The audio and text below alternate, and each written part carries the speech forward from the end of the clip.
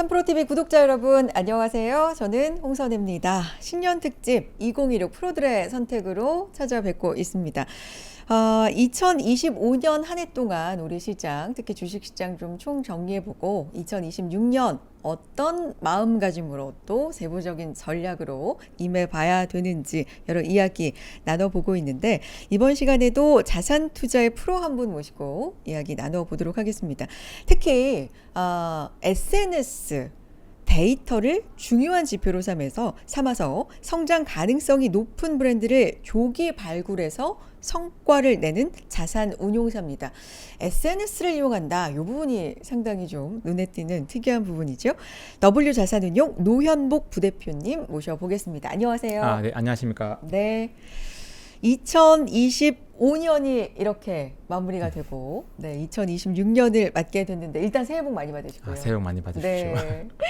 2025년 어떤 의미셨을까요? 일단 부대표님에게는. 네. 저희 회사에도 네. 큰 의미가 있었고요. 그래요? 그리고 올해 시장에서도 큰 의미가 있었던 것 같습니다. 네. 우선 시장은 이제 4,200포인트를 이제 넘어섰고요. 네. 그래서 역사적으로 이제 신고 지수를 갱신을 했고, 저희 회사도 이제 올해가 딱 10년 차인데요. 이제 올해 많이 도와주신 덕분에 성장을 해서 큰 관심을 받았고, 근데 또 한편으로는 증시가 워낙 많이 오르다 보니까 성과를 조금 더 냈으면 좋았겠다라는 아쉬움도 있지만, 그래도 올해 정말 만족한 한 해를 보냈다고 말씀드리고 있습니다.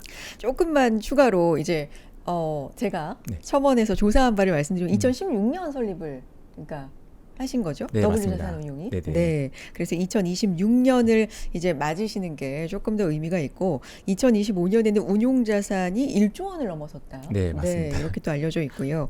영업 수익도 역대 최고치를 달성했다. 그러니까 2025년에 시장이 좋았던 만큼 네, 성과도 좋았다. 이런 의미로도 받아들일 수 있었는데, 네. 이게 상반기, 하반기가 좀 극명하게 갈렸고 시장의 변곡점이 상당히 좀 많지 않았습니까? 맞습니다. 어떠셨어요? 제가 오히려 저희는 이제 매년 이제 시장이 오히려 부진하거나 네. 플랫할 때 성과가 또 좋았었고요. 그래서 올해 같은 경우에도 오히려 상반기랑 3분기까지 성과가 되게 좋았었습니다. 그래요? 네, 맞습니다. 상반기랑 3분기에 네, 맞습니다. 네. 많이 이렇게 급격하게 오른 건 그 뒷부분 아닙니까? 맞습니다. 네. 오히려 저희는 이제 오르기 전에 아. 가령 저희가 좋아하는 이제 소비재 기업들이나 아니면 조선 방산과 같은 이제 매년 그 실적 성장률이 꾸준히 높은 기업들 이런 쪽에서 꾸준히 성과를 잘 냈는데요. 올해 아무래도 4분기부터는 이제 반도체 중심으로 성장률이 부각되면서 이쪽에 이제 수급이 쏠림이 있다 보니 오히려 반도체 외의 다른 섹터들은 주가가 사실 4분기엔 좋지는 않았었습니다. 그러니까 저희 개인적으로는 이제 4분기에 좀 오히려 고생을 했는데요. 근데 이제 연간으로 봤을 때는 그래도 저희가 목표한 수치를 달성을 했다라고 말씀을 드리고 있습니다. 연간으로는 그래서 목표 수익률을 달성을 하셨지만 네네.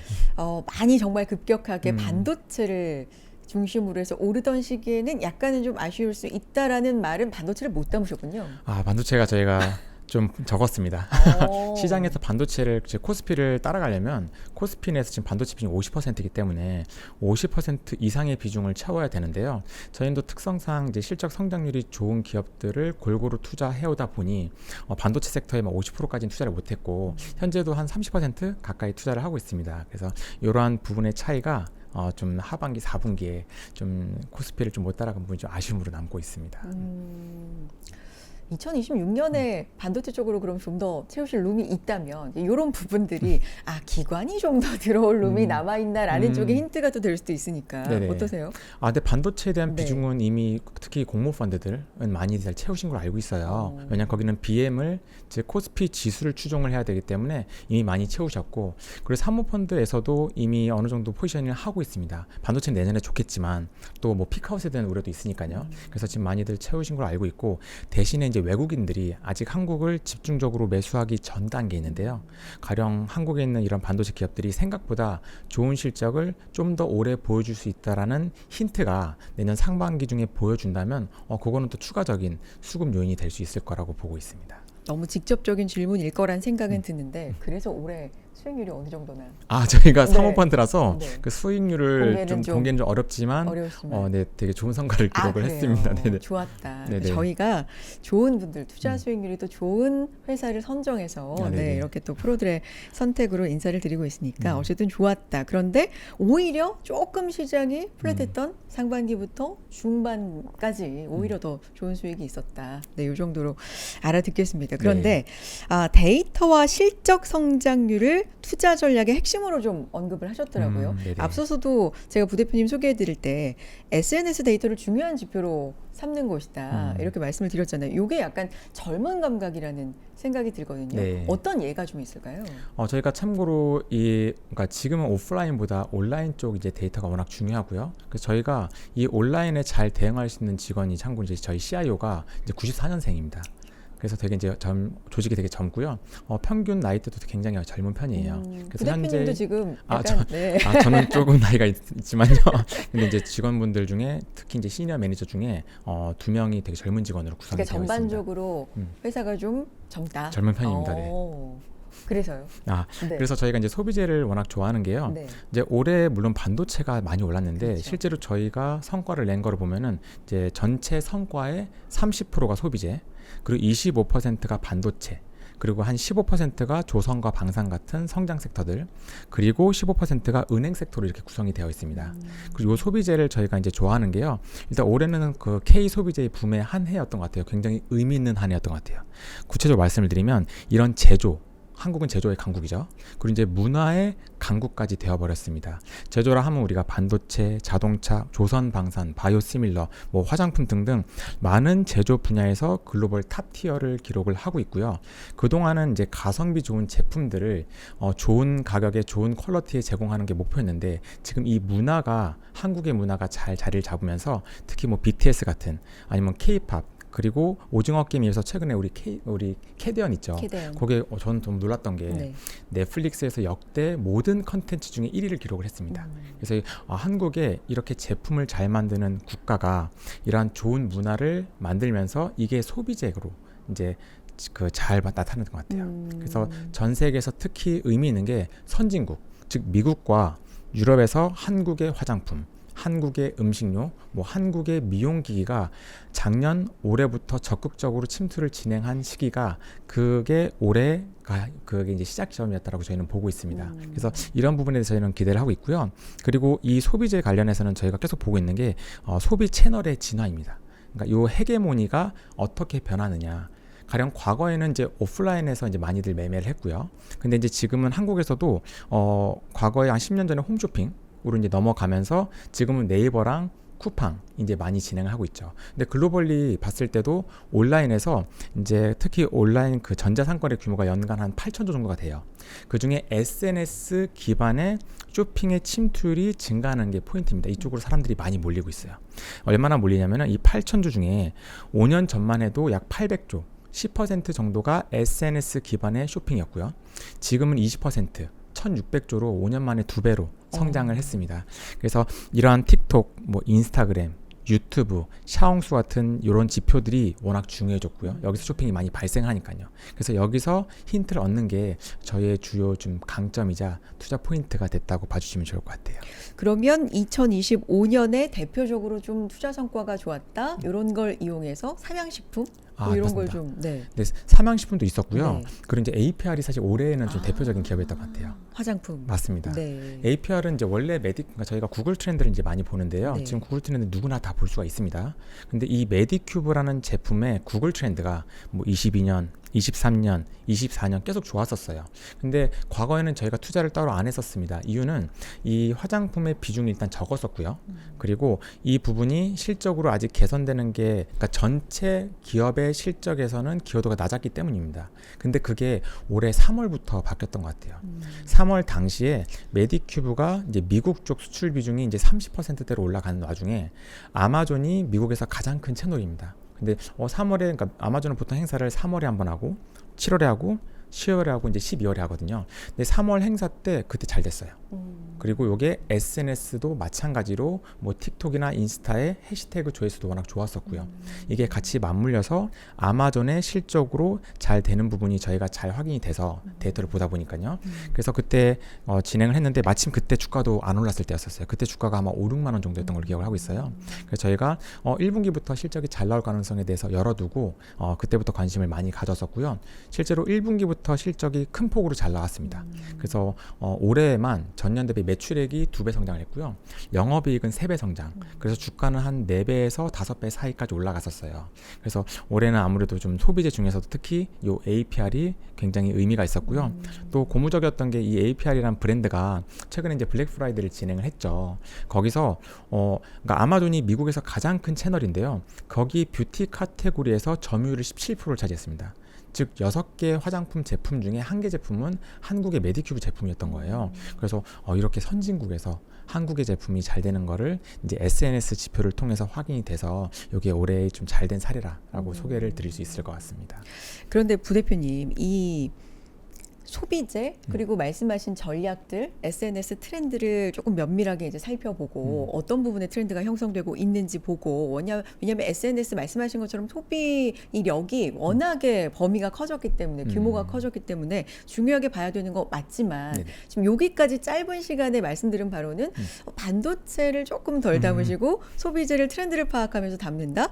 그러면 사실 소비재라는 게 트렌드에 워낙 민감하고 변동성이 좀 있을 수가 있고 맞습니다. 가볍다라는 느낌이 있잖아요. 거기에 따른 또 전략도 그리고 리스크도 좀 있지 않을까라는 생각이 들어서요. 네, 정확한 질문이세요. 네. 그래서 소비재는 말씀하신 것처럼 이제 유행에 민감합니다. 네. 근데 이제 장점과 단점이 있는데요. 네. 장점부터 말씀을 드리면 일단 우리 같은 투자자분들이 파악을 하기가 용이를 해요.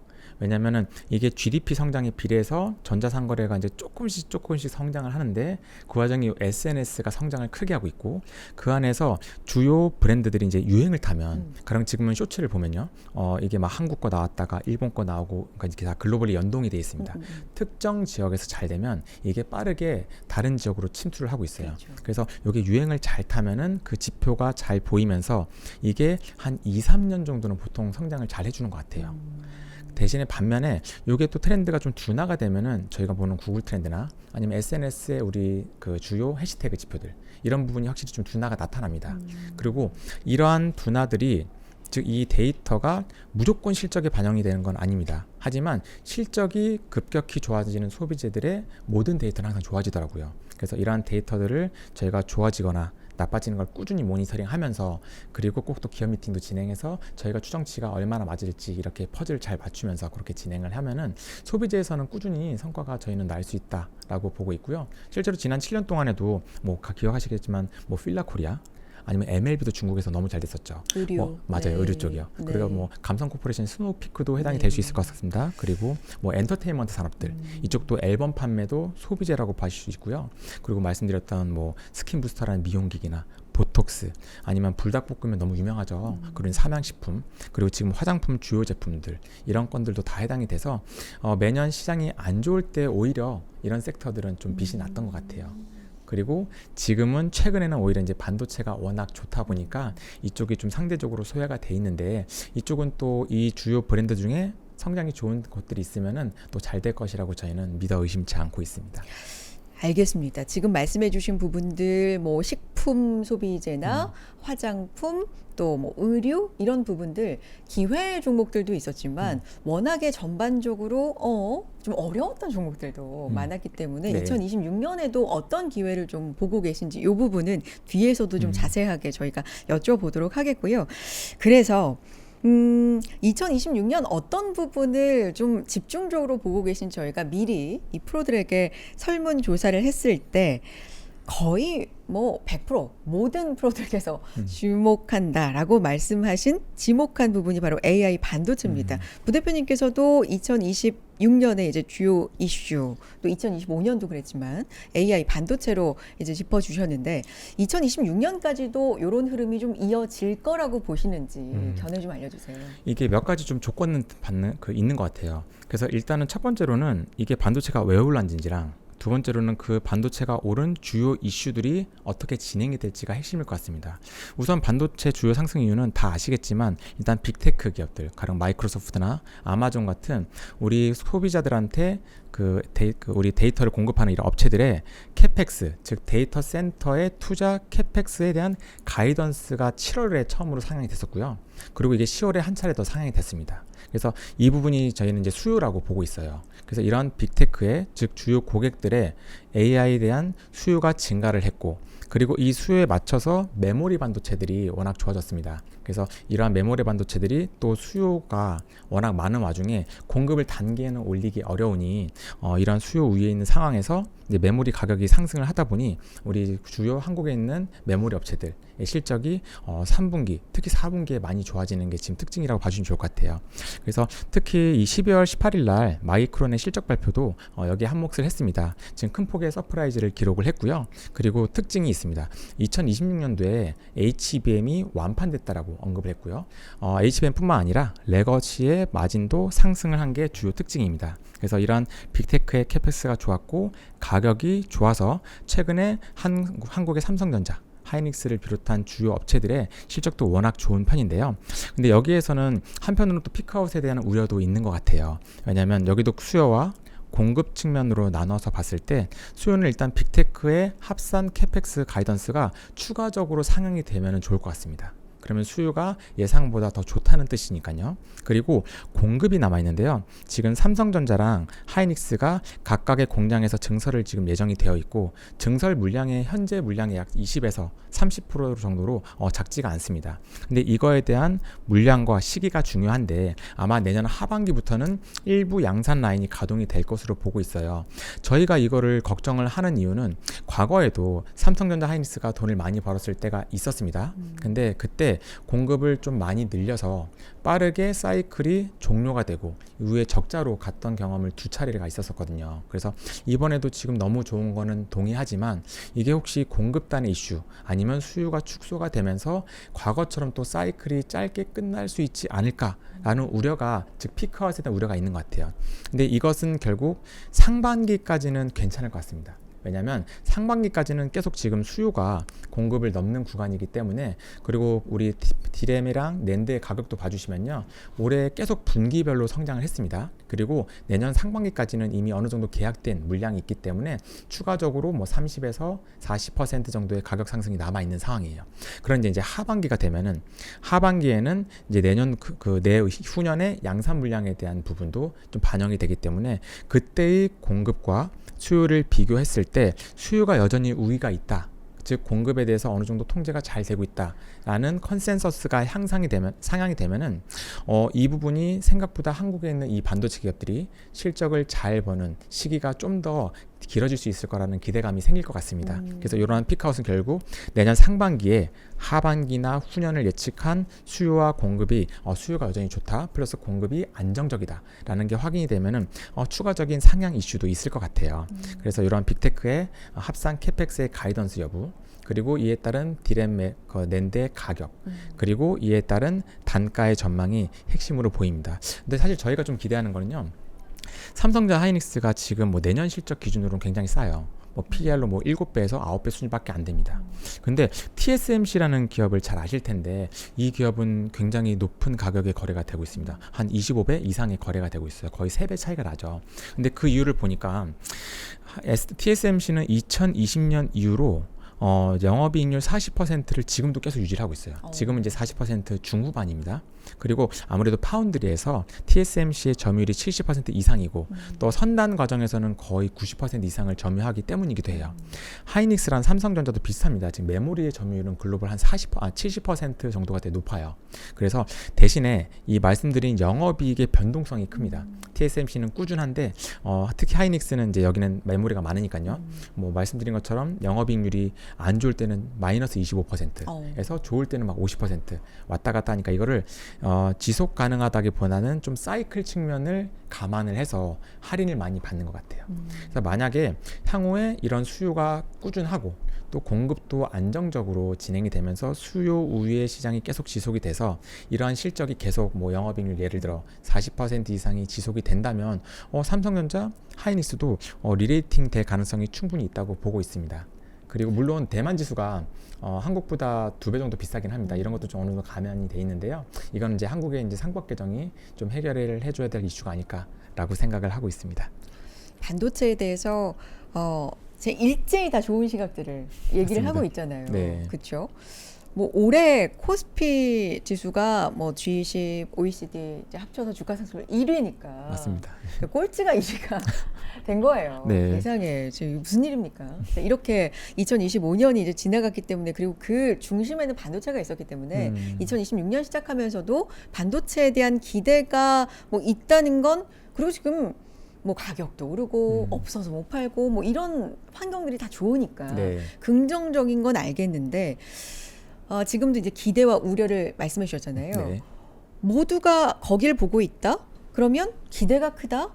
그러면 조금이라도 그 기대에 미치지 못하면 주가는 좀 과하게 밑으로 반응할 수도 있다라는 것도 좀 열어둬야 되지 않을까라는 생각이 들거든요. 맞습니다. 실제로 네. 작년 올해 하반기에도요. 네. 이제 원래 빅테크의 가이던스가 좀 둔화될 거라는 우려가 한 차례 있었어요. 그래서 그때 사실 지금 와서 보면은 너무나 시장이 많이 올랐고 고생을 덜한 것 같지만 그 구간에 반도체 섹터도 고생을 한 적이 있었습니다. 그 고생한 구간은 짧았지만요. 그래서 만약에 말씀드린 예를 들어서 빅테크가 가이던스 상향이 이루어지지 않거나 만약에 혹시라도 이게 좀 둔화된다 하면은 그때는 오히려 기대감이 많이 빠질 가능성도 열어놔야 될 것 같아요. 네, 그래서 결국 계속 매월 이런 주요 빅테크 업체들 그리고 주요 글로벌 메모리 업체들의 그런 가이던스랑 실적이랑 그리고 뭐 예를 들면 GPT나 제미나의 그 사용량 등을 계속 체크를 하면서 고민을 해야 되지 않을까 싶습니다.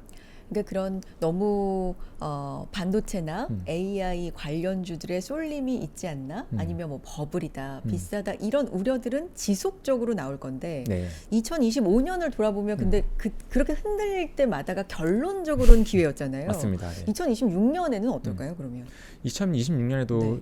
그러니까 지금 현재는 결국 주가가 결론적으로 그렇게 됐는데 그 이유는 말씀드린 캐펙스랑 가격 단가가 지금 여전히 우호적이기 때문입니다. 그러니까 결과론적으로는 그때 그랬어야 맞습니다. 되는 데죠. 네. 네. 근데 지금 결과론적으로는 결국 네. 공급이 중요할 것 같아요. 그러니까 수요가 갑자기 무너질 확률은 낮아 보여요. 왜냐하면 지금 저희 회사 직원들도 모든 직원이 지금 제미나이를 쓰고 있습니다. 그래서 왜냐하면 아직 이 시스템이 적용이 된 지 1년도 채 안 됐는데 너무나 활용도가 높은 것 같아요. 그래서 이러한 데에 대한 수요에 대한 의심은 없습니다. 대신에 요거를 가령 공급 업체들이 얼마나 많이 대응을 하느냐, 가령 증설이 많아지면은 이건 사이클에 대한 우려가 생기고 그러면 큰 폭으로 이게 디스카운트가 될 수가 있기 때문에 오히려 그 공급적인 부분만 우려가 적다면 사이클은 길어지고 높은 이익률이 지속되고 그러면은 정말 PR이 뭐 7배에서 9배가 아니라 그 이상에서 충분히 거래가 될 수 있지 않을까라는 그런 가능성을 저희는 좀 열어두고 있습니다. 긍정도 말씀해 주시고 네, 우려도 말씀해 주셨기 때문에 둘 다 있는 게 사실입니다. 네, 둘 다 있는 건 사실이라는 거 알아요. 근데 어느 쪽으로 조금 더 무게추는 그럼 두고 계세요? 그래도 저희는 조금 더 긍정해 보고 있어요. 아, 반도체 좋을 것이다. 왜냐하면은 지난 사이클 때마다 주요 국내 업체들이 공급을 많이 늘려서 여러 차례 피해를 봤었습니다. 고생을 했었습니다. 그래서 그런 사례들을 다들 너무나 잘 알고 계실 거예요. 그래서 향후에는 그런 부분에 대해서 좀 더 안정적으로 진행을 하시지 않을까라고 좀 합리적으로 지금 그렇게 추정을 하고 있습니다. 알겠습니다. 다음 얘기로 넘어가 보면 2025년 국내 증시를 견인한 정말 중요한 한 축이 있다면 이제 정책적인 부분이죠. 네. 2026년에도 그러니까 2025년이 거기에 어떻게 보면 이제 시작점이었다면 2026년에는 조금 더 그게 진행이 되면서 본격적으로 더 꽃을 피우지 않을까라는 기대도 있고 네. 아니면 뭐 새로운 생각들도 있을 수 있는데 이 부분 좀 짚어주시면 좋을 것 같아요. 그 국내 네. 올해 많이 상승한 이유는 아무래도 실적도 좋았는데 네. 이러한 그 상법 개정으로 인한 코스피의 멀티플이 개선된 게 더 중요한 축이었다고 봐요. 그래서 실제로 상법 개정이 진행된 8월 이후에 지수가 또 같이 오르기도 했었고요. 물론 그때 반도체도 좋았지만요. 그 상법 개정은 워낙 중요한 게 그 한국 기업들의 좀 히스토리를 봐주시면요. 한국 기업들은 다 전통적으로 역사적으로 그 캐시가 많은 편이고 자사주도 많고요. 그리고 배당 성향이 낮은 편이었었습니다. 근데 그 이유도 뭐 명확히 있습니다. 한국 기업은 이제 과거 이제 IMF를 겪었으니까요.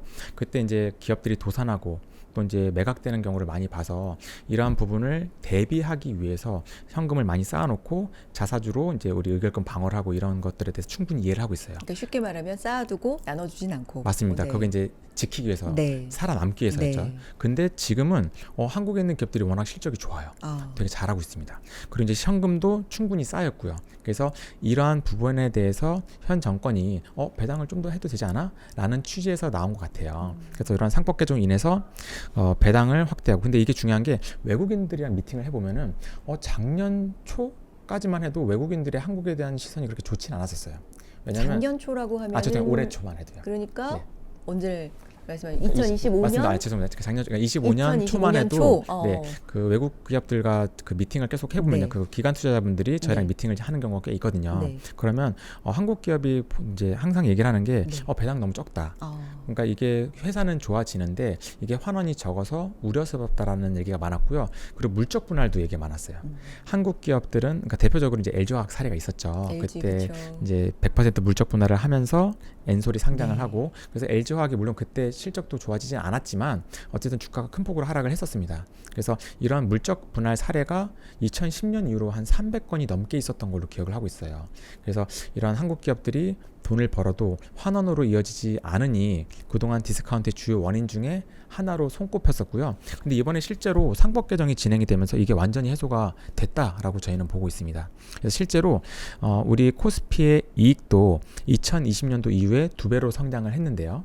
그 똑같은 기간 동안에 주주 환원 금액, 즉 자사주랑 그리고 우리 그 배당금 합친 금액이 20년도에 30조였는데 현재 90조까지 3배로 증가했어요. 이익이 2배로 증가한 동안 주주 환원은 이제 3배가 증가를 했고요. 그래서 그 우리 배당 성향, 그러니까 주주 환원 성향으로 지금 부르는데 예전에 19%였던 게 지금 30%까지 올라왔습니다. 그래서 실제로 이게 개선이 되고 있는 와중이에요.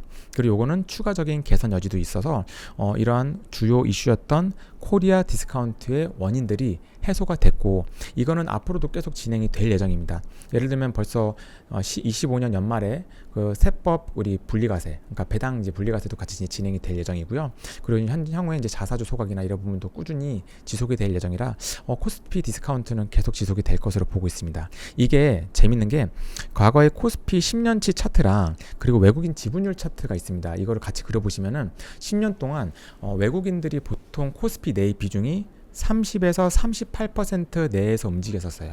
근데 외국인들이 30% 이제 하단에서 이제 비중을 늘릴 때는 총 3차례가 있었는데요. 그게 16, 18년, 23, 24년 그리고 그 25년 작년도입니다. 그 공통점이 딱 2가지가 있었어요. 첫 번째는 다 반도체가 좋을 때였습니다. 반도체가 성장할 때 가령 반도체, HBM, 지금 AI 이쪽이 이제 계속 이제 좋아질 때였고요.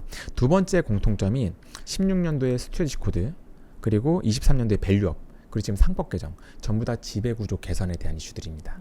그래서 이러한 부분이 맞물릴 때는 증시가 항상 좋았었고요. 그리고 요게 2026년에도 이어질 것으로 보고 있고요.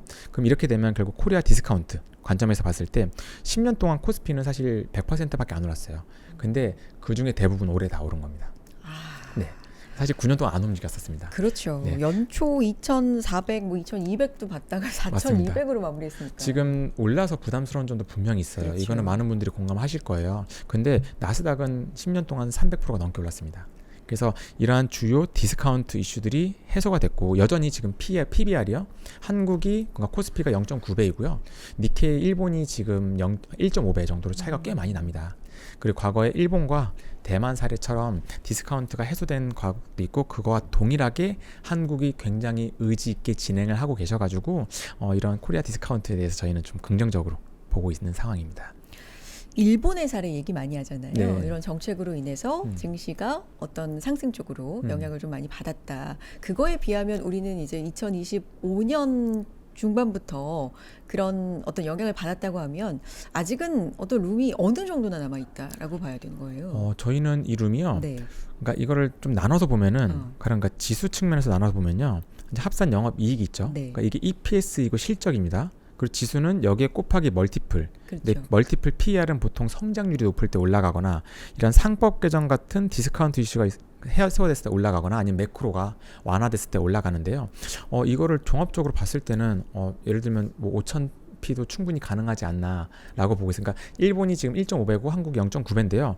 그래도 그 최소 중간값 이상 정도는 가야 되지 않을까. 그럼 한 1.2 이상. 1.2 이상은 그래도 가야지 되지 않을까라고 생각을 하고 있습니다. 왜냐하면 그 경로 선진국이 진행했던 경로에 따라 그 맞게 가고 있기 때문이에요. 그래서 5,000P가 가능합니까? 5,000P가 저희는 하다고 보고 있습니다. 네. 근데 물론 몇 가지 조건들이 있죠. 네. 예를 들어서 갑자기 뭐 수요가 둔화가 되면 안 될 거고요.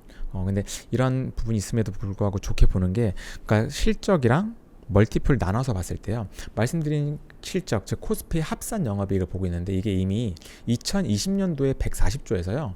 2025년도에 이미 290조에서 한 300조 정도로 마감할 전망이에요. 그러니까 2배 성장을 했죠. 그리고 25년 대비 26년 올해의 실적이 중요합니다. 근데 여기서 올해 컨센서스가 벌써 영업이익이 한 425조까지 올라왔어요.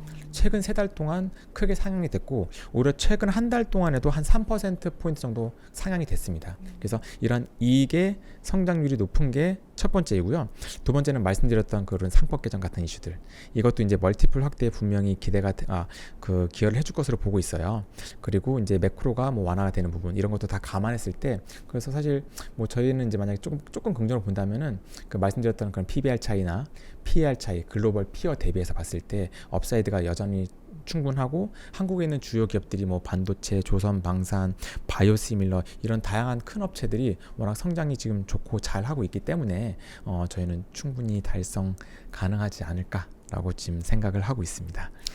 2,400 혹은 2,200에서 4,200 갈 동안에도 이제 투자자 입장에서 네네. 안 했는데 네. 내가 뭐 적극적으로 그렇게 주식에 참여를 하지 않았는데 네. 5,000이 지금 가능할까 말까를 얘기하는 이 시점이면 지금 800포인트 정도 오르는 거잖아요. 네네. 만약 5,000이 가능하다 치면 2,000에서 4,000 갈 때도 안 했는데 800포인트 오르는 것 때문에 내가 들어가야 돼? 뭐 이런 생각 할 수 있는 거 아니에요? 고민이 되실 것 같아요. 네. 근데 저희는 이렇게 생각합니다. 가령 이제 4,200이 된 의미에 대해서 저희가 생각하고 있어요. 4,200은 정말 없었던 이슈입니다. 그러니까 뭔가 큰 변화가 있었다는 거예요. 이거는 그냥 쉽게 4,200 됐어 와 하고 넘어갈 게 아니라 이건 정말 중요한 일이다. 그렇죠. 이 시장에는 엄청나게 많은 참여자들이 그 참여가 되어 있고 거기에서 가격이 형성이 되는 거니까요. 그렇다면 이게 가령 버블이냐라고 논의를 할 때는 그러면 그 오른 거에 대한 근거가 있어? 근데 근거가 명확히 있죠. 그게 실적이 너무 좋아진 부분 그리고 상법 개정이 실제로 진행이 된 부분. 그래서 이런 부분이 있기 때문에 4,000이어서 이제 많이 올랐다라고 보는 것도 분명히 저희도 부담이스러워요. 그런데 이런 오른 부분에 대해서 인정을 하고 그리고 앞으로 그럼 이런 주요 이슈들이 어떻게 진행이 될지 고민해 봤을 때 말씀드렸던 그 조건 몇 가지만 좀 충족이 되면은 여전히 한국 기업이 그 해외 기업들보다 이제 워낙 저평가가 돼 있기 때문에요. 가령 지금 PER로 보면 내년 기준으로요. 대만이 20배 정도 받고 있고요. 일본이 15배. 뭐 나스닥은 더 많이 받고 있죠. 25배에서 30배. 근데 한국은 아직도 10배 수준입니다. 그러니까 예전에는 PER이 항상 10배 언더였었죠. 근데 그럴 만한 게 디스카운트 요인이 있었기 때문이에요.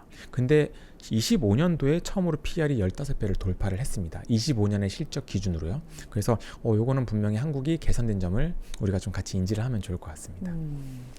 분명히 달라진 이유가 있고 그게 2026년에도 몇 가지 정도 충족이 되면은 이게 불가능한 일이 아니기 때문에 이렇게 의심을 조금은 내려놓을 필요도 있을 것 같다. 자꾸 제가 단서 조건을 붙여 죄송한데요. 그래도 이게 이제 사실이니까 이것도 그래도 다 설명을 드리는 게 좋을 것 같아서 그렇게 말씀을 드렸습니다. 그런 부분을 또 듣고 싶어서 저희가 생각을 듣고 싶어서 부 대표님 모셔본 거니까요. 자, 그렇다면 조금 더 이제 궁금한 내용 앞서서도 얘기해 주셨던 그 소비재 얘기를 조금 더 해주시면 좋을 것 같은데 2026년 최선호 업종으로 봤을 때 왜냐하면 반도체 얘기는 누구나 하시거든요. 근데 소비재가 좋을 것이고 소비재도 워낙에 갈래가 많기 때문에 어디가 좋을 거다 이 부분은 좀 애매하고 헷갈리고 좀 너무나 추상적인 개념일 수 있어서 맞습니다. 이 부분을 좀 듣고 싶습니다. 그리고 SNS 데이터를 중심으로 해서 중요한 지표로 분석을 하신다고 하니까 그런 노하우도 좀 알려주시고요. 알겠습니다. 일단 소비재들이 지금 여전히 뭐 화장품 비롯해서 뭐 미용기기나 뭐 엔터테인먼트도 있죠. 그러니까 실적 성장률은 다 2026년에도 높은 편입니다. 다 평균 한 30% 이상이 나오고요. 근데 이제 이 중에 몇 가지 기업들이 보통 성장을 견인했던 걸로 기억을 하고 있어요. 그게 현재로서는 뭐 음식료에서는 삼양식품의 성장률이 제일 높고요. 뭐 미용기기에서는 뭐 파마리서치의 실적 성장률이 높고, 그리고 화장품에서는 APR이 지금 현재 그 성장을 견인을 하고 있습니다. 근데 요게 출발점이 저희가 이제 사용자가 많은 곳, 즉 이런 주요 플랫폼들을 모니터링하면서 저희가 그 지표를 추적을 하고 있고요. 과거는 저희도 사실 오프라인에 의존을 많이 했어요. 오프라인에 사람들이 많았으니까요. 실제로 뭐 면세점에 뭐 주말마다 이제 다니면서 어떤 화장품 제품이 많이 팔리는지를 봤었고요.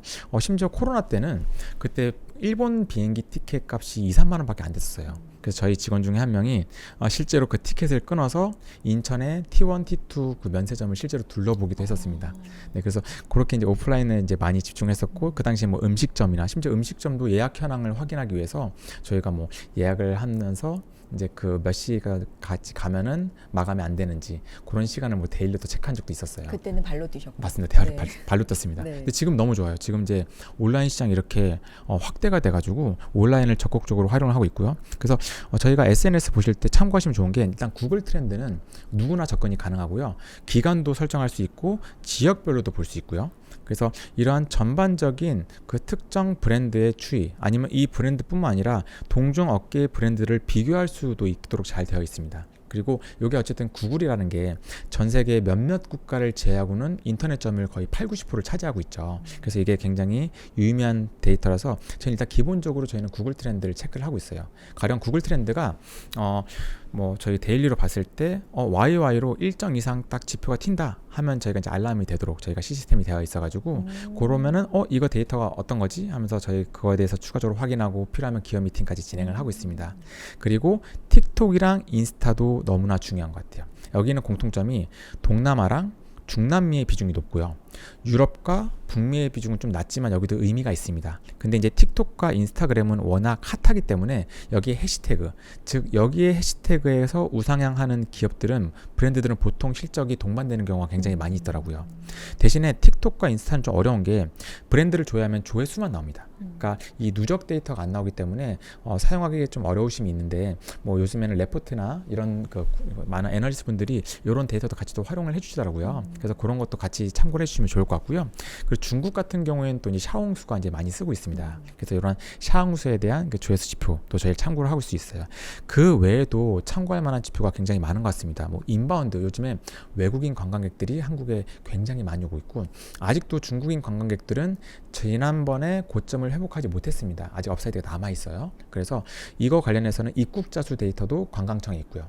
그리고 요거보다 또 좋은 게, 외국인들이 국내 병원에서 사용하는 그 신용카드 데이터가 있습니다. 이게 월별로 나와요. 그래서 최근에 마침 11월 데이터가 한 12월 중순쯤에 나왔는데, 이게 또 역대 최대치를 갱신했습니다. 그 중에 우리 피부과랑 성형외과의 비중이 약 70% 정도예요. 그럼 이거를 통해서 저희가 미용기기 업체들 중에, 아니면은 뭐 면세 업체들 중에 익스포저가 있을 수 있으니 이런 것도 저희가 관심을 가질 수 있고요.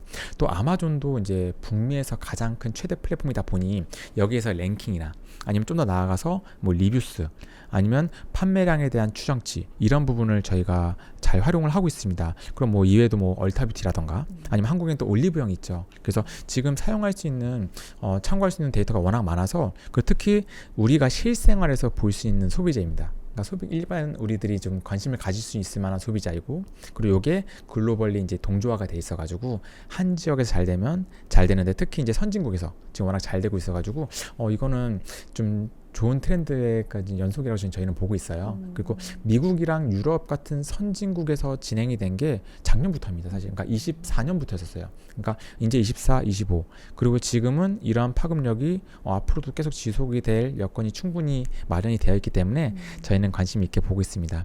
그 인기 있는 브랜드가 이렇게 쏠림 현상이 있으니까 이쪽에서는 계속 저희는 트래킹을 할 거고요. 그리고 그동안에 매년 작년에 APR이 나온 것처럼, 그리고 작년에 사실 달바 글로벌도 상장할 때 되게 좋은 가격에 나왔었어요.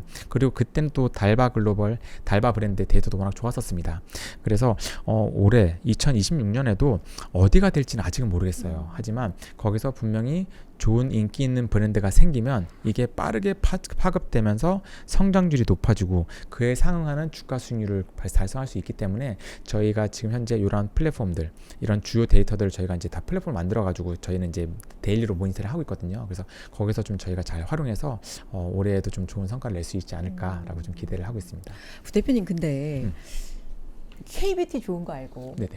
잘 팔린다는 거 많이 듣고 있고 뭐 좋은 거 알죠. 그런데 시장 관점에서 보면 반도체주 가고 지수 가고 뭐 10월부터 본격적으로 날아갈 때 진짜 답답하게 움직였던 것 중에 하나가 또 맞습니다. 화장품이거든요. 저희도 이제 매번 시황하고 이제 시청자분들하고 댓글 반응 보면서 시장 못 갈 때 움직이는 게 또 화장품이나 이제 이런 것들이에요. 그러니까 네네. 시장이 잘 갈 때 동조화가 되지 못하고 뭐 이런 부분은 소비재로서는 조금 한계로 봐야 되는 건지. 맞습니다. 네. 이게 오히려 4분기에는 그게 아주 최고치였던 것 같아요. 그렇죠. 반도체 대비해서 엄청 소외되고 오히려 주가가 그러니까. 하락을 했으니까요. 그렇죠. 그래서 지금 좀 원론적인 얘기지만 그 멀티플 PR이 좀 낮아졌습니다.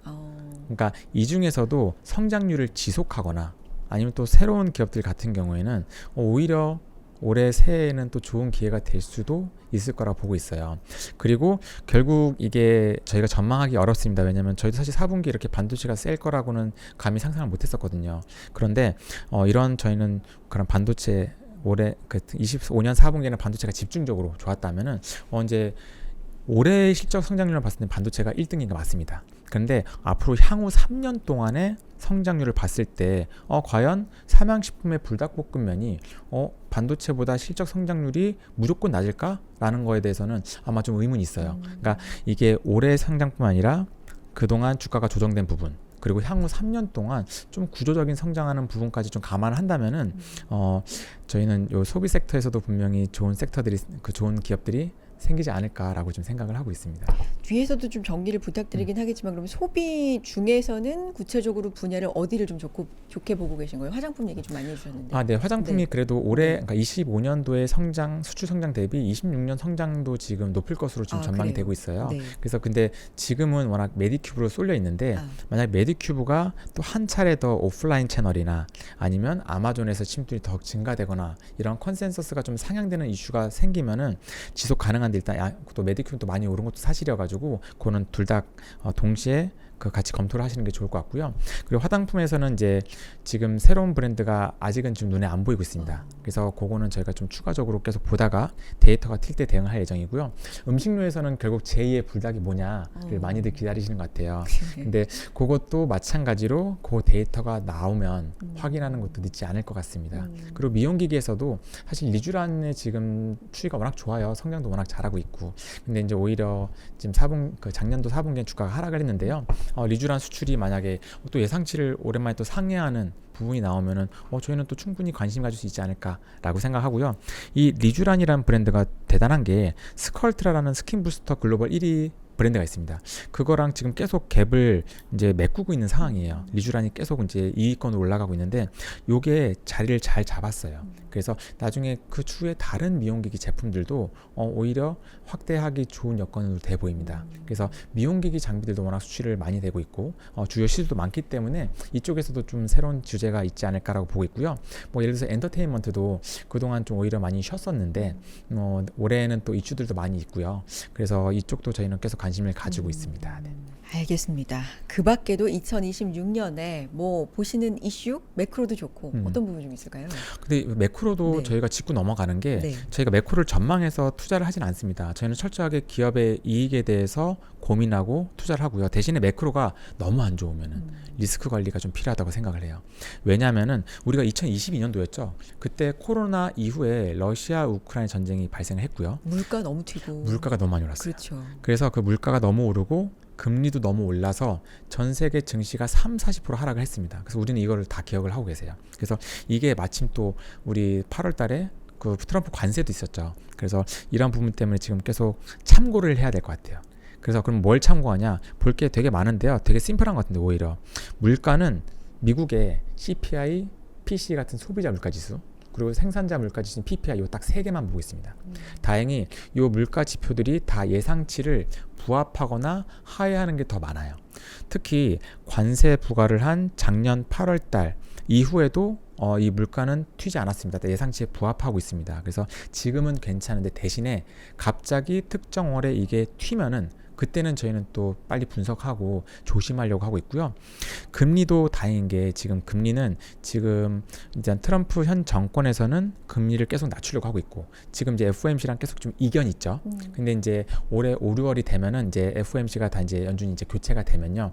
조금 더 트럼프 현 정권의 의지와 좀 부합하게 될 수 있지 않은 즉 친 주식 환경에 맞게 진행이 되지 않을까라는 생각을 하고 있습니다. 여기도 결국은 미국 국채 10년물 요것만 저희는 보고 있는데요. 지금 4% 초반대에서 계속 움직이고 있는 상황이에요. 그리고 요새는 또 의외로 저희는 크게 걱정 안 했었는데 환율이 좀 이슈가 되고 있습니다. 네. 근데 환율도 보시면은 최근에 원화 가치가 크게 하락을 했죠. 주요 요인은 저희는 한 3가지 정도 잘 아시겠지만 트럼프의 보호무역 이걸로 인해서 관세를 부과하니 물가가 상승하고 그리고 불확실성이 증가해서 강달러가 된 부분 그리고 뭐 서학개미나 아니면 연기금에서 해외 투자하는 비용 금액이 많이 증가를 했습니다. 실제로 지난 6년 동안에 한 200조에서 한 700조 이상까지 상승을 한 걸로 알고 있어요. 사실 스마트 머니일 수도 있는데, 네, 이로 인해서 뭐 그 환에 대한 압박을 좀 받았을 수 있겠다라고 생각하는데요. 반대로 미국에서 한국에 투자한 금액은 크게 증가 안 했습니다. 한 700조에서 1000조로 퍼센트로 하면 오히려 좀 적어요. 그래서 이러한 여러 가지 이슈들이 있었는데 무엇보다 첫 번째로는 이제 전망은요. 그러니까 이거는 원론적인 얘기지만 장단기 금리차 지금 미국의 금리가 높고 한국이 낮기 때문에 이것도 그 강달러에 영향을 주고 있는데 이 금리 차이가 이미 어느 정도는 좁혀졌고 내년에는 아마 추가적으로 좁혀질 확률이 높다고 지금 컨센서스가 맞춰져 있고요. 미국이 내려올 거다. 네, 미국이 한두 차례 낮추고 네. 뭐 한국은 한 차례 정도 낮추지 않을까라고 네. 해서 이 금리 차이는 지금 현재 1.25%인데요. 이게 축소가 될 가능성이 높아 보이고요. 왜냐하면 이게 22년부터 미국과 한국의 금리 차이가 증가하면서 환율이 1,200원에서 1,400원대까지 올라갔거든요. 그래서 이 부분이 오히려 지금은 좀 완화될 가능성이 있어 보이고 그리고 수급적으로는 이제 세계 국채 지수가 작년 11월 달에 한국 국채가 포함이 됐습니다. 그래서 이게 1년 동안 유입이 될 예정이고요. 한 2%까지 유입이 되면은 한 70조 정도의 효과가 있어요. 매달 지금 아마 조금씩 이제 아마 들어오실 건데 이 부분도 있고요. 그래서 지금 또 이러한 근거로 인해서 국내뿐만 아니라 해외 주요 리서치 기관들도 환율 전망을 내년도에는 올해보다 낮게 전망을 해놨어요. 그래서 뭐 내년 하반기가 되면은 좀 더 완화가 될 수 있지 않을까라고 생각을 하고 있는데요. 근데 사실 또 환율은 또 수급적인 정도 많아가지고 이 부분에 대해서는 저희도 계속 좀 모니터링하면서 그렇게 보려고 하고 있습니다. 그래서 말씀드린 뭐 물가랑 네. 금리, 환율 정도에 대해서는 혹시 이슈가 생기면 리스크 관점 측면에서 저희가 대응을 할 예정입니다. 환율이라는 건 정말 엄청나게 복합적인 것들이 좀 맞습니다. 작용되기 때문에 네네. 예측이라는 게 굉장히 힘들긴 하지만 지금으로선 매크로적으로 그렇게 아주 심각한 부분보다는 좀 단순하게 보려고 노력하신다. 맞습니다. 이렇게 그리고 오히려 들리네요. 이슈가 네. 생기면 저희는 대응할 준비를 하려고 그런 측면에서 지금 이제 스터디를 해놓은 상태입니다. 알겠습니다. 그러면 지금부터는 말씀해주신 내용 바탕으로 이제 진짜 콕 집어서 2026년에 바구니에 뭘 담으실 예정인 건지 이제 네네. 큰 그림을 좀 말씀해 주셨으면 좋겠는데 최선호 섹터 어떤 걸로 좀 보면 될까요? 저희는 최선호 속도를요. 결국은 이제 실적 성장률이 이제 높은 섹터들 아니면 주주 환원이 확대되면서 구조적으로 시가총액이 증가할 수 있는 기업들을 이렇게 나눠서 보고 있습니다. 일단 실적 성장률이 높은 섹터는 대표적으로 이제 반도체가 빠질 수가 없기 때문에 저희는 내년에도 반도체를 주요 포트 중에 하나로 가져갈 생각이고요. 그리고 두 번째로는 이제 저희는 방산 섹터도 좋아합니다. 방산 섹터도 지금 이제 조선이 24년부터 실적이 본격적으로 좋아졌고요. 그리고 방산은 25년부터 실적이 본격적으로 좋아지기 시작했는데 이 좋아진 거에 가령 현대로템만 해도 25년도 1분기에 컨센서스가 2025년도에 실적 컨센서스가 6,500억밖에 안 됐었어요. 근데 실제로 25년을 마감해 보니까 1조 이상이 나올 예정입니다. 컨센서스만 한 해만 50% 성장했는데요. 이 폴란드 같은 국가가 큰 기여를 했어요. 그래서 유럽에서 현재 이 방위비에 대해서 필요성이 있고 증익을 한 상태이고 노후화돼 있고 그 와중에 한국의 방산 특히 뭐 하나요로나 현대로템 같은 지상 방산 업체들이 글로벌 위상이 달라졌습니다.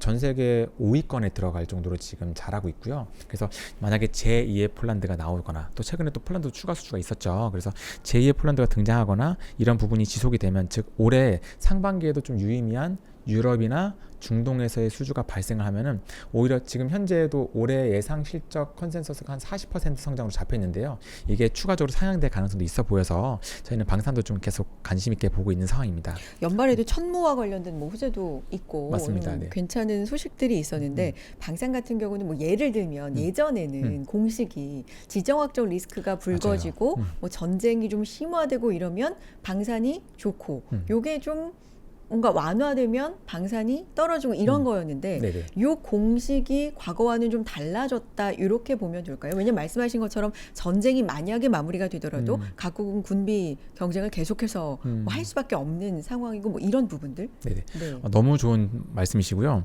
그 25년 상반기만 해도 이런 지정학적 이슈가 불거지면서 또 주가가 리레이트한 부분도 분명히 있었습니다. 네. 그리고 하반기에는 주가가 슬로우했던 게 이런 부분이 좀 평화나 뭐 우려 완화로 네네. 좀 받아들여졌었고요. 그런데 저희가 지난주 주가 죄송해요. 2025년 말 주가에 아침에 그 러시아랑 우크라이나랑 평화협정에 대해서 좀 더 긍정적으로 진행한다는 뉴스가 있었어요. 네. 그런데 그날 주가가 하나유로가 제격으로 한 9% 정도 상승했습니다. 그래서 이게 어느 정도 이제 프락시가 좀 완화가 된 것 같아요. 그래서 전쟁이 완화되더라도 그동안은 좀 그런 주가의 하방 압력으로 작용을 했다면 앞으로는 이게 전쟁이 완화가 돼도 언제든지 또 발생할 수가 있고 또 러시아뿐만 아니라 뭐 중동 지역 동남아 지역 아니면 뭐 중국 대만 등등 이런 다양한 이슈들이 계속 상존을 하기 때문에 자주 국방에 대한 니즈는 계속 진행이 될 것으로 보고 있는데요. 마침 이 와중에 그 시설이 많이 노후화가 되어 있습니다. 그러니까 수주 받을 금액이 굉장히 많이 있어요. 게다가 네. 우리는 기술력도 있는데 네. 납기일도 잘 그걸 맞추고 가성비 뭐 이런 너무 것들. 좋아요. 네. 그래서 한국이 또 마침 자동차, 뭐 반도체 너무 잘하니까요. 거기에 대해서 최적의 조건을 갖추고 있는 걸로 보입니다. 그래서 이게 그리고 일단은 오히려 수주 잔고가 지금 많이 쌓여 있어요. 그래서 2, 3년 정도의 실적은 이미 쌓아놓은 상태에서 오히려 여기서 추가적인 수주를 받게 되면은 업사이드가 오히려 더 있을 거라고 저희는 좀 그렇게 생각을 하고 있습니다. 반도체, 방산 말씀해 주셨고 네. 또 있어요. 그리고 소비재는 네. 아까 말씀드린 것처럼 네. 거기서 일부 섹터들도 보이면 저희는 같이 진행할 거고요. 그 은행도 저희는 좀 빠질 수 없는 것 같아요. 은행을 말씀드리기 앞서서 저희가 실적을 계속 중시하는 이유는 24년에도 그렇고 25년에도 그렇고 매년 시가총액 상위 20개 종목의 그 주가 상승률을 보면요 항상 매출액과 영업이익의 성장률이 좋았던 섹터들이 많았기 때문에 보는 거고요. 그리고 저희가 주주환원을 보는 이유는 이 주주환원이 증가 즉 배당 성향이 확대가 되면서 시가총액이 증가하는 게 확인이 된 사례가 있기 때문입니다. 그게 이제 메리츠 금융지주죠. 너무나 잘 아실 거예요. 이 건이 처음으로 메리츠 금융지주가 획기적으로 단기 순이익의 50%까지 주주환원을 하면서 기업 가치가 큰 폭으로 상승한 사례가 있었습니다. 은행이 저희가 생각하기에는 이걸 다 따라가고 있는 것 같아요. 23년도만 해도 은행의 배당 상향은 25%밖에 안 됐습니다. 그리고 24년도 초에 배당 성향에 대한 규제가 어느 정도 완화가 되면서 24년도에는 배당 성향이 38%, 그리고 25년에는 43%, 그리고 이제 아마 올해는 50%가 될 것으로 전망이 되고 있어요. 이거는 뭐 거의 가능성이 매우 높지 않을까라고 생각하고 있고요. 그리고 이후에는 그 이상도 충분히 가능해 보입니다. 왜냐하면은 이쪽은 워낙 실적도 단단하고요. 은행 실적을 생각보다 걱정하시는 분들이 많으시더라고요. 근데 지난 7년 동안 은행은 실적이 항상 꾸준히 잘 나왔었습니다. 이제 경쟁자도 적고요. 그리고 NIM이 빠지더라도 대출 성장이 꾸준하게 하기 때문에 이런 은행 쪽은 의외로 실적이 탄탄하고 배당 성향이 확대하는 그런 퍼센테이지에 비례해서 작년과 재작년도에도 주가가 좋았었는데 올해도 주주환원이 확대되고 그리고 이제 지금 우리 배당 분리과세가 진행이 되고 있죠. 이 건은 임팩트가 좀 커 보여요. 왜냐하면은 원래 배당을 받으면은 거의 종합과세 50%까지 가까이 받게 되는데 이분이 분리과세가 되면 세후 수익률이 증가를 하게 됩니다. 그래서 이러한 은행들의 안정적인 실적 그리고 분리과세에 대한 효과 그리고 주주환원이 확대되는 효과를 감안했을 때 향후 뭐 2년 동안 업사이드는 저희는 충분하지 않을까라고 생각을 해서요. 물론 시장에 뭐 따라가는 섹터는 아니지만 요만의 느낌으로 계속 꾸준히 성과를 잘 낼 것으로 보고 있습니다. 증권보다 은행이에요? 이게 취향 차이인 것 같아요. 저희는 워낙 좀 안정적인 걸 좀 좋아해가지고 좀 약간 가시성 높은 섹터를 좋아합니다.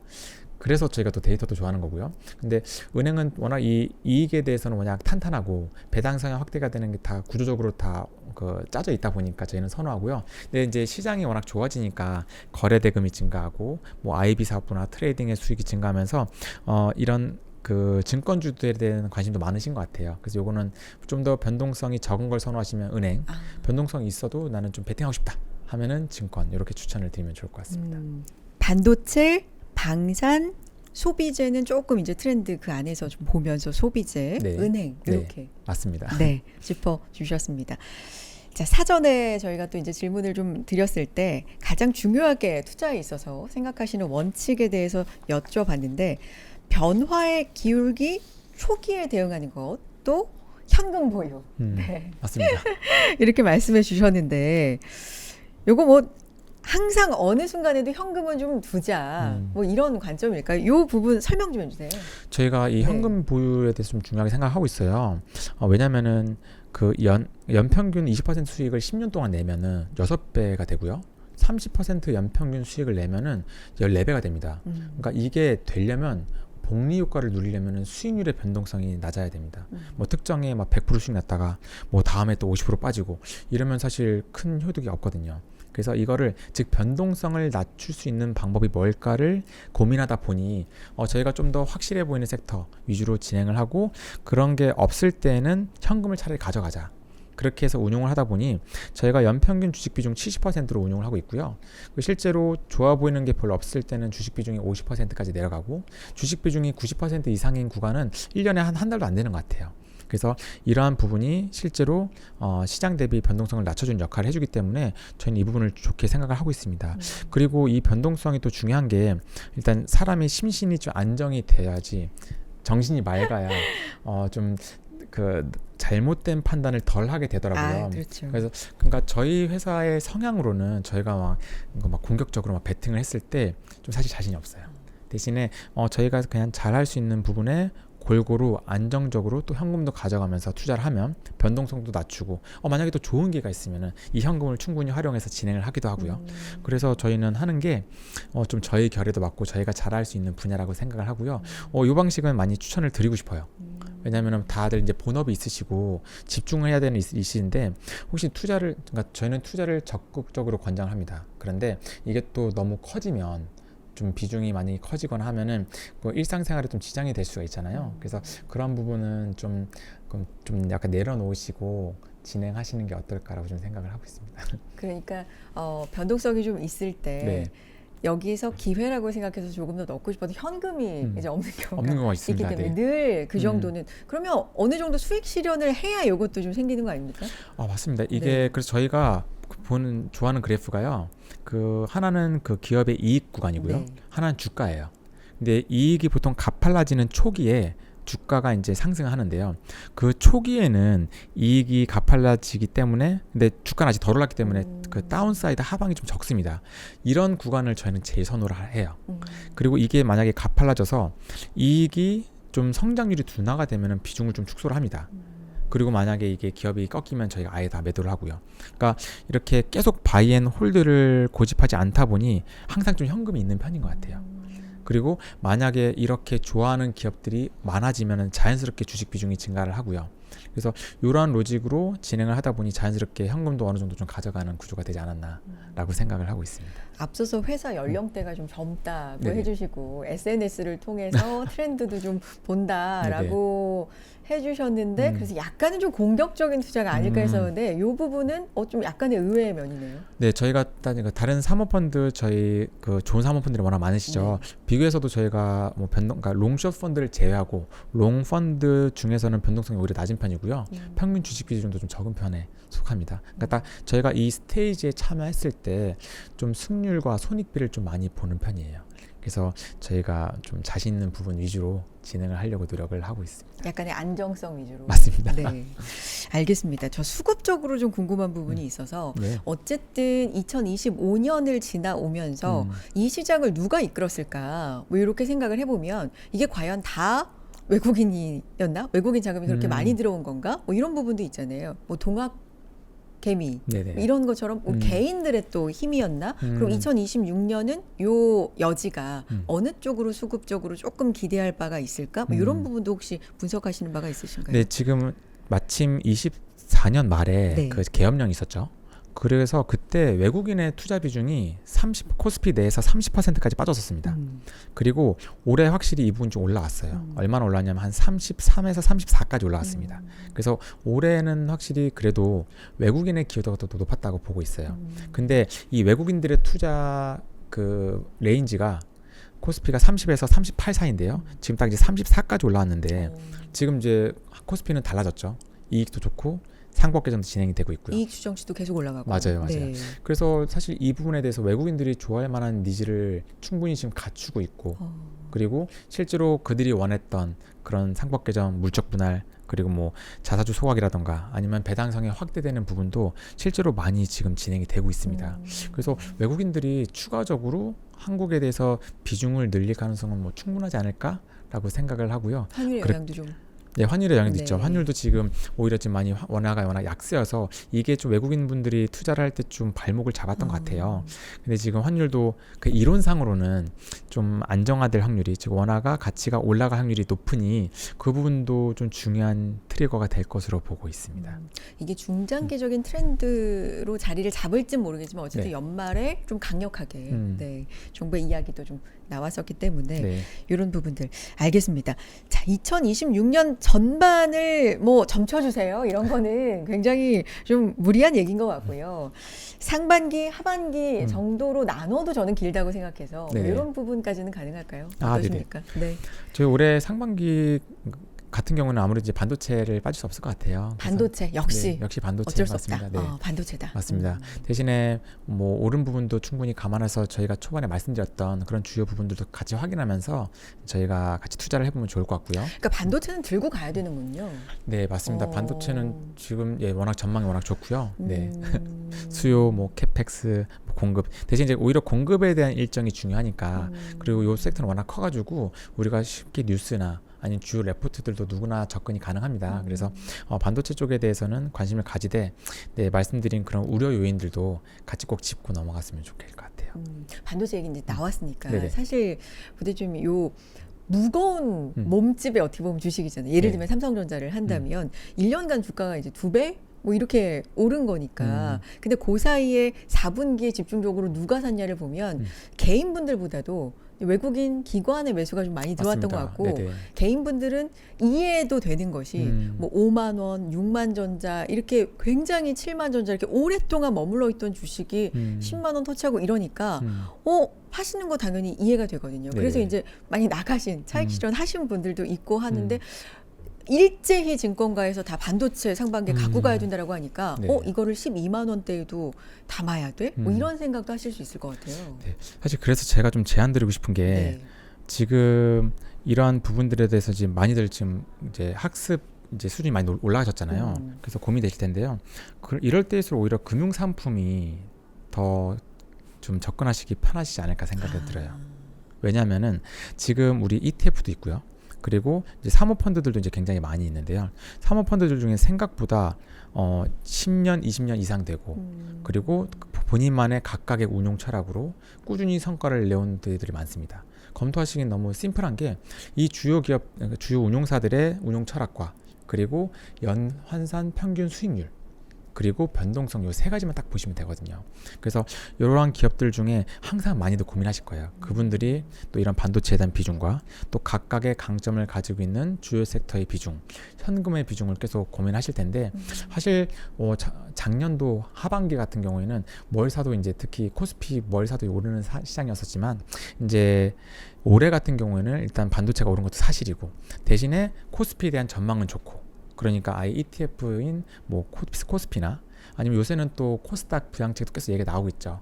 코스닥. 근데 이걸 사실 이제 투자 판단하기 좀 어렵다면은 차라리 이러한 주요 사모펀드의 상품들도 적극적으로 활용하시면 좋을 것 같아요.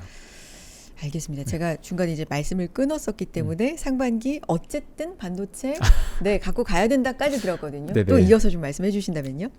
사실 네. 하반기도에 그러니까 사실 오늘 제가 말씀드렸던 그 뭐 반도체나 뭐 소비재, 방산, 그럼 뭐 소비재 중에 또 엔터테인먼트 같은 것도 좀 관심 있을 것 같아요. 그래서 엔터테인먼트도 이것도 죄송합니다만 단서가 조건이 있습니다.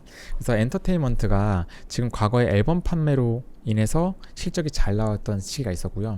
근데 사실 주가가 많이 쉬었어요. 왜냐면은 뭐 그동안 실적 성장이 그냥 뭐 쏘쏘 했었거든요. 근데 이게 올해 기대하는 게 일단 대형 아티스트의 컴백이 지금 앞두고 있습니다. BTS죠. 그래서 그렇죠. BTS의 컴백과 콘서트가 시작이 되면은 거의 3, 4년 만에 하는 콘서트입니다. 그래서 아마 역대 최대 콘서트 매출을 기록을 할 것으로 전망을 하고 있어요. 그리고 그 외에도 뭐 있으면 또 빅뱅도 얘기가 좀 있더라고요. 그래서 이런 부분이 만약에 정말 나오면은 한국 그 대형 아티스트의 앨범과 콘서트 매출이 증가할 수 있고, 그리고 또 지금 진행되는 게 아무래도 한알령이 또 중요할 것 같아요. 중국 시장이 굉장히 큰데요. 한알령이 우리 2016년도에 진행이 되고 지금 벌써 9년, 10년이 됐습니다. 그 외에 뭐 단체 관광객들이 규제가 되고 각종 콘텐츠가 다 규제가 됐었는데 판호가 생기고요.